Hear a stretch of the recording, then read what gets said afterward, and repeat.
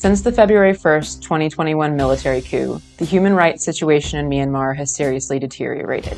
The State Administration Council, SAC, headed by Senior General Min Aung Hlaing, has engaged in systematic violence against civilians and stripped away key civil and political protections.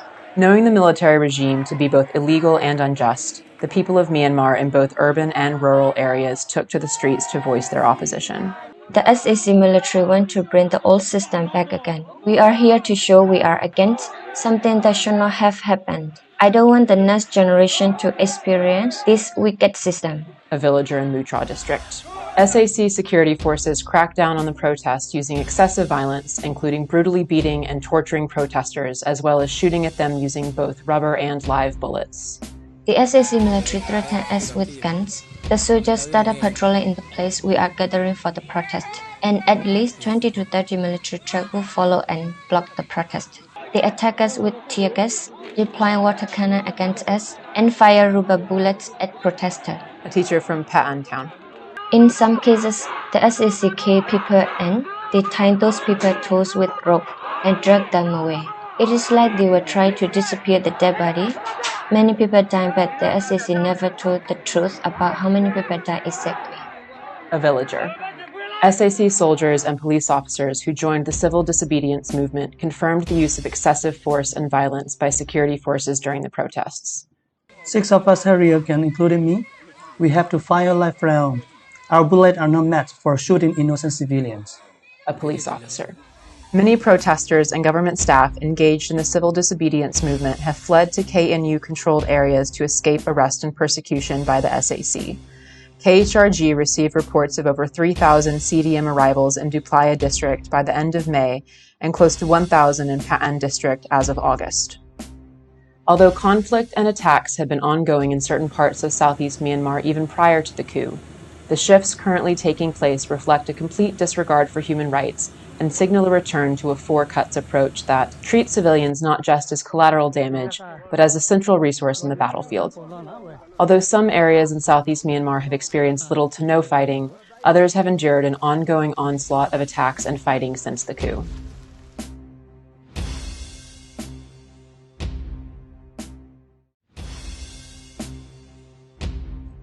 Many villagers, particularly those who had to flee as a result of the airstrikes, were unable to bring any food or supplies with them. The elderly, infants, and pregnant women were among those displaced by the airstrikes.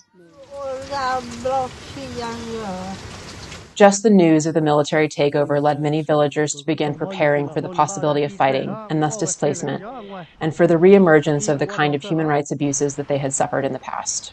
Some people dare not to stay at their home anymore. They go to stay at their huts. Those who are living close to the road dare not to sleep at their houses. They heard that the middle soldiers were patrol, so they are afraid and go to sleep in other places. Then they come back to their houses in the morning. Some people hide food in the jungle. If anything happens, they can go and hide there, and they will have food. Since the military coup, human rights violations have steadily increased, including direct attacks on civilians, targeted killings, forced labor, looting, and confiscation. There is no safety anymore. There have been situations where they didn't check you first, but shoot you directly. A local leader from Tkaklo village tract, Notka township, Duplaya district. Their inhumanity makes us afraid, and we are scared that they might do something back to us. One of the biggest problems continues to be access to aid. Due to both COVID-19 and increased insecurity following the coup, many international stakeholders are no longer operating on the ground in some areas. Even attempts by local stakeholders to provide support to IDPs have met with opposition. We dare not to go send ration for the IDPs. The boats from Thai side do not go to Myanmar side because they are afraid they will be shot by the SAC soldiers. The supplies are accumulating on the Thai side. From the outset of the coup, and in the face of violence that so clearly contravenes international human rights standards, the people of Myanmar have shown their strength and their willingness to stand up for justice. I protested for my country to be free from military dictatorship, for my country to be a real federal democracy, and for the ethnic minority to receive equal rights. If we do not have equal rights in this country, there is no reason we could consider ourselves citizens of Myanmar.